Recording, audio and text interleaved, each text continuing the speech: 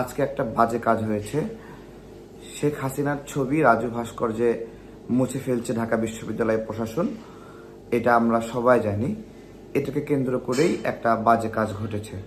এখানে মুছে ফেলার পরেই ব্যাপক প্রতিবাদ হয় এবং তখন ছাত্র ইউনিয়নের ভাইয়েরা এখানে শেখ হাসিনার ব্যঙ্গাকৃত একটি কার্টুন এঁকে দেয়, ওই যেখানে মুছে ফেলছিল সেখানে।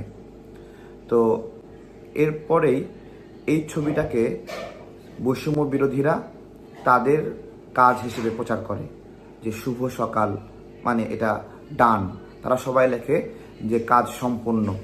বিষয়টা এরকম যে বৈষম্য বিরোধীর উদ্যোগে শেখ হাসিনার ছবি যে মুছে ফেললো, তারা এটা এখানে আবার করেছে, এভাবে তারা সবাই মিলে প্রচার করলো। অথচ এই কাজটি ছাত্র ইউনিয়নের করা। আমাদের 24-এর গণ অভ্যুত্থানে বিপ্লব কিভাবে চুরি হয়েছে তার একটা উজ্জ্বল দৃষ্টান্ত আমরা সবাই দেখলাম। যে আন্দোলন করলাম সবাই মিলে, আর ক্রেডিট নিয়ে নিল বৈষম্য বিরোধীরা। হ্যাঁ, বৈষম্য বিরোধীরা আন্দোলন শুরু করেছিল, কিন্তু শেখ হাসিনার পতনের যে আন্দোলন, এই প্রশ্নটি যখন আসছে তখন আন্দোলন বন্ধ করে দেওয়া হয়েছিল। আন্দোলন বন্ধ করে দিয়ে সমঝোতায় বসা হয়েছিল। হাসিনা যদি সংলাপে বসতে চায়, আবু সাইদের সঙ্গে সংলাপে বসতে হবে, শহীদদের সঙ্গে সংলাপে বসতে হবে। আর আমরা না রাজাকারের সঙ্গে বসতে লজ্জা করছে না? তখন আমরা বলেছিলাম আলোচনা করতে হলে ওয়াসিমের সঙ্গে আলোচনা করতে হবে, আবু সাইদের সঙ্গে আলোচনা করতে হবে। কোনো সমন্বয়কের সাথে আলোচনা করলে বাংলাদেশের মানুষ আর মানবে না। হত্যা করেছে শেখ হাসিনা, আমরা তাকে আর ক্ষমতায় দেখতে চাই না। বিচার এই দেশেই হবে। ছাত্রদের রক্ত আমরা বৃথা যেতে দেব না। আন্দোলন বন্ধ হবে না, সংলাপ হবে। এই আইনমন্ত্রী, সংলাপ হবে আবু সাইদের সঙ্গে। তোরে আবু সাইদের পাশে দেওয়ার ব্যবস্থা করবো আমরা। এবং এই কথা বলে যখন আমরা বাড্ডায় আন্দোলন শুরু করলাম, বনশ্রীতে আন্দোলন শুরু করলাম, তখন আমাদের আন্দোলন বন্ধ করার জন্য তারা প্রতিনিধি পাঠিয়েছিল।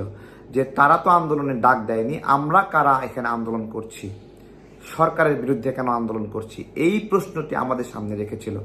তখন আমরা লাঠি নিয়ে দৌড়ানি দিয়েছিলাম ওই দিন, যে এখান থেকে দৌড় হ, আমরা শেখ হাসিনার পতন চাই, এইভাবে আমরা বলেছিলাম। এবং বিজিবির সঙ্গে লড়াই, র্যাবের সঙ্গে লড়াই, এতগুলো জীবন, যাত্রাবাড়িতে পুরা জেলখানা, ছাত্র শিবির, ছাত্র দল, নেতাকর্মীরা, রাজনৈতিক কর্মীরা, সাধারণ মানুষ, তারা জেলখানাতে ভরে গেছিল। জায়গায় জায়গায় মানুষ খুন হয়েছে। আজকে আপনারা ঢাকা বিশ্ববিদ্যালয়ে যাবেন, গিয়ে খুঁজবেন, দেখবেন কোথাও স্বৈরাচার হাসিনা এই কথাটি খুঁজে পাবেন না। কৌশলে এটা মুছে ফেলা হয়েছে। কোথাও খুনি হাসিনা এই কথাটি পাবেন না, কৌশলে মুছে ফেলা হয়েছে। সারা বাংলাদেশে একই চিত্র, খুনি হাসিনা, স্বৈরাচার হাসিনা, এই কথাগুলো মুছে দিয়ে দিয়ে বিভিন্ন রঙিন গ্রাফিতে আঁকা হয়েছে। আমাদের আন্দোলনের সৌন্দর্য, আন্দোলনের স্বতঃস্ফূর্ত লেখাগুলো নাকি কৃত্রিমভাবে আন্দোলনের পরে আঁকা গ্রাফিতিগুলো? আমাদের আন্দোলনের ইতিহাস কোনটা? দেয়ালে অপরিপক্ক হাতে লেখা খুনি হাসিনা এই মুহূর্তে পদত্যাগ কর, এই কথাটি গুরুত্বপূর্ণ, নাকি একটা দেয়ালে রঙিন কার্টুন নাচছে সেটি গুরুত্বপূর্ণ? কোনটা আমাদের আন্দোলনের সঠিক স্মৃতি? আমি জিজ্ঞাসা করছি। এগুলো মুছে ফেলা হয়েছে কৌশলে। একটা ঘটনা বলি। দোয়েল চত্বরে আমাদের একজন ভাই, খুবই গরিব, ওখানে একটা দোকান দিয়ে বসে পুঁথির মালা টালা এগুলো বিক্রি করে। উনি রাতের বেলা দেখলেন যে একজন পুলিশ অফিসার ওইখানে খুনি হাসিনা এই লেখাগুলো মুছে ফেলছে, সরিয়ে ফেলছে, কিছু টোকাইকে সাথে করে নিয়ে। তিনি ভিডিও করলেন। ভিডিও করার পরে পুলিশ ওনাকে দেখেছে, কাছে এসে জিজ্ঞাসা করছে ভিডিও ডিলিট কর। তখন উনি পরিচয় দিছে যে উনি তারেক ভাইয়ের সাথে কাজ করে। তখন পুলিশ আর ভয়তে কিছু বলে নাই, পরে অনুনয় বিনয় করে সেই ভিডিওগুলো ডিলিট করায়। তার মানে কি দাঁড়াচ্ছে? একটা গ্রুপ কাজ করছে যারা এগুলো মুছে ফেলতে চায়, সরিয়ে ফেলতে চায়। আমার প্রশ্ন সেটা না। এই মুহূর্তে ঢাকা বিশ্ববিদ্যালয়ে কাদের নিয়োগকৃত ভিসি, কাদের নিয়োগকৃত প্রক্টর? অবশ্যই এই আবদুল্লাহ সার্জিস তাদের। আমি একটা স্মরণ করে দিতে চাই, কোনোদিন আওয়ামী লীগ করেছে, ছাত্রলীগ করেছে এইরকম কাউকে বিশ্বাস করবেন না। এটা যদি বিশ্বাস করেন তাহলে আপনি বারবার প্রতারিত হবেন, বারবার ধোঁকা খাবেন। আপনারা ইতিপূর্বে কারা কারা আওয়ামী লীগ ছাত্রলীগ করত এবং পরবর্তীতে হাসিনা বিরোধী আন্দোলনে বিভিন্ন পদে বিভিন্ন পর্যায়ে দেখা গেছে, তাদের দিকে দেখেন। তারা কখনো হাসিনাকে মা ডেকেছে, কখনো বঙ্গবন্ধুকে বাবা ডেকেছে। এবং আমি আজকে বলি, একজন সমন্বয়ক সে বঙ্গবন্ধুর উপরে বিতর্ক প্রতিযোগিতা করে ফার্স্ট হয়েছিল। তার এতটুকু বঙ্গবন্ধুর প্রতি ধ্যান, খেয়াল, গবেষণা। আজকে সেটাও বলবো না। ছবি ছিল এখানে দুইটা, এক পাশে হাসিনার ছবি ছিল আর এক পাশে শেখ মুজিবের ছবি ছিল। রাজু ভাস্কর্যের দুই পাশে এই দুটা ছবি রেখে আমাদেরকে আন্দোলন করতে হয়েছে যে আমরা যে কোনো হাসিনার বিরুদ্ধে প্রতিবাদ করেছি, কিন্তু উপরে হাসিনার ছবি। কি একটা বিব্রতকর অবস্থা। পাশে মুজিবের ছবি। এই দুই ছবি দেখায় দেখায় আমাদের নির্যাতন নিপীড়ন করা হয়েছে। হাসিনার ছবি মিশাইয়া দেওয়া হলো, সেখানে হাসিনার মুখের গ্রাফিতি আঁকালেন। আমার কথা, পাশেই শেখ মুজিবের ছবি ছিল। দেশের মানুষ শেখ মুজিবের উপর ক্ষিপ্ত হয়েছে শেখ হাসিনার কারণে। শেখ মুজিবকে দেখিয়ে দেখিয়ে স্বৈরতন্ত্র কায়েম করেছিল শেখ হাসিনা, তাই শেখ মুজিবের মূর্তি ভেঙেছে সারা দেশে। ঠিক একইভাবে শেখ মুজিবের ছবি এখানে বিকৃত করেছে। হাসিনার ছবির উপর গ্রাফিতি আঁকালেন, শেখ মুজিবের ছবির উপরে মুছে দেওয়া হলো। সেখানে শেখ মুজিবের গ্রাফিতি কে আঁকাবে? এগুলো আজকে প্রশ্ন করছি। তাও ছাত্র ইউনিয়ন গ্রাফিতি আঁকালো, হয়ে গেল সেই গ্রাফিতি বৈষম্য বিরোধী। আমাদের গণ অভ্যুত্থানের পরে আমাকে একটা টিভি চ্যানেলের ওরা বলল যে গণ অভ্যুত্থানের পরেই আওয়ামী মিডিয়ার কর্তৃত্ববাদীরা একটা মিটিং করে, সেই মিটিংয়ে ডিসিশন হয় আমরা এখন কি করব। তখন সিদ্ধান্ত হয় যে এই যে আমাদের ছেলে পেলে যারা হলো এই আন্দোলনে ছিল, যারা আওয়ামী লীগ করতো, ছাত্রলীগ করতো, তাদেরকে তোমরা ফোকাস করো, লাইট ক্যামেরা অ্যাকশন, অন্য কেউ ফোকাসে পাবে না। যারা সত্যিকারের আন্দোলন করেছিল তাদেরকে ফোকাস করা যাবে না, যারা ছাত্রলীগ আওয়ামী লীগ থেকে ছিল তাদেরকে ফোকাস করো।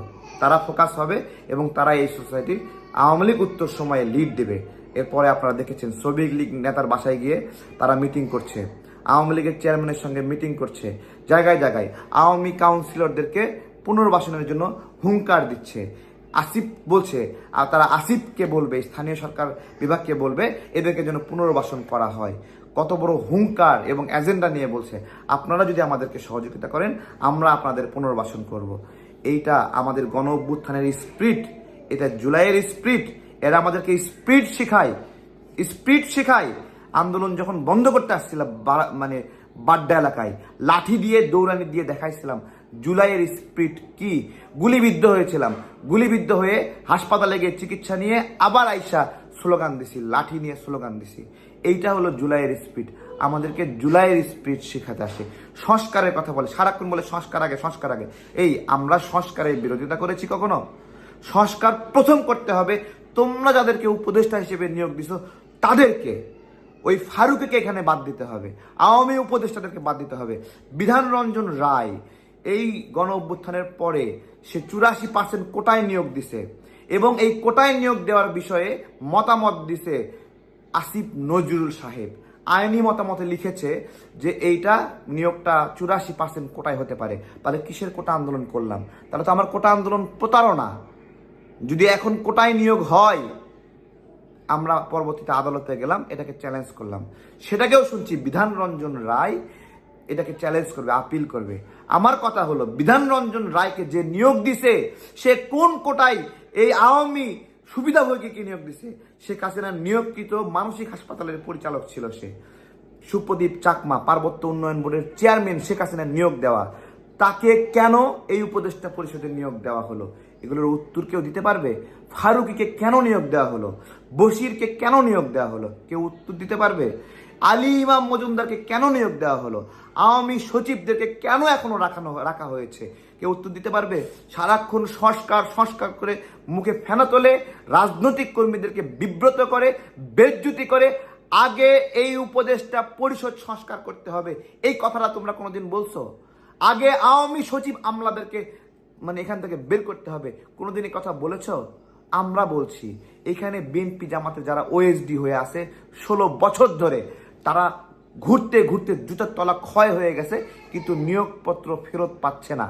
অথচ আওয়ামী লীগ এরা দাপটের সঙ্গে চলছে। তাদেরকে আমি রেখেছি না তোমাদের আসিফ নজরুল স্যার রেখেছে, না তোমাদের উপদেষ্টারা রেখেছে। সংস্কার যদি করতে হয় আগে এই উপদেষ্টা পরিষদ সংস্কার করতে হবে। এর আগে কোনো ধরনের সংস্কার যদি হয় তাহলে সেই সংস্কার হবে আওয়ামী পন্থী সংস্কার, আওয়ামী পন্থী উপদেষ্টাদের সংস্কার।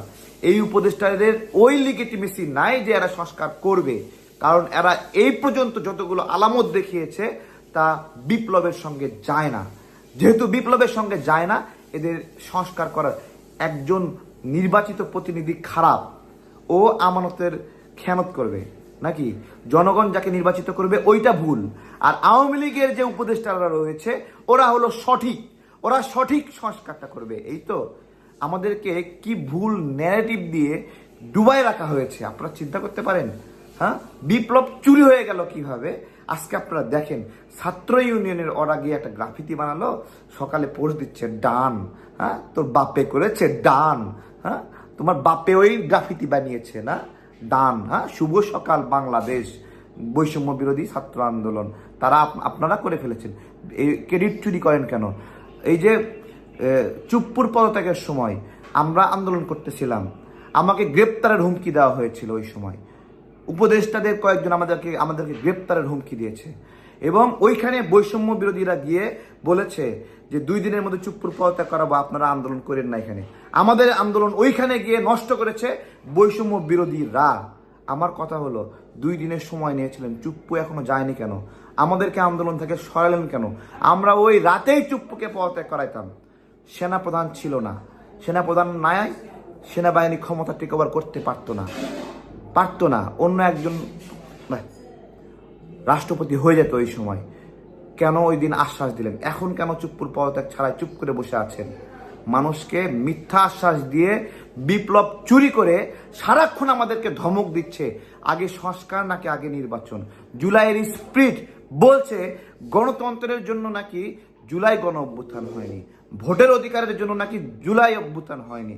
জুলাই অভ্যুত্থান কোটা আন্দোলনের জন্য শুধুমাত্র হয়েছে, ভোটের অধিকার থেকে মানুষ বঞ্চিত, স্বৈরতন্ত্র প্রতিষ্ঠা হয়েছে, সেই ভোটের অধিকার ফেরানোর জন্য, স্বৈরতন্ত্রকে নষ্ট করার জন্য।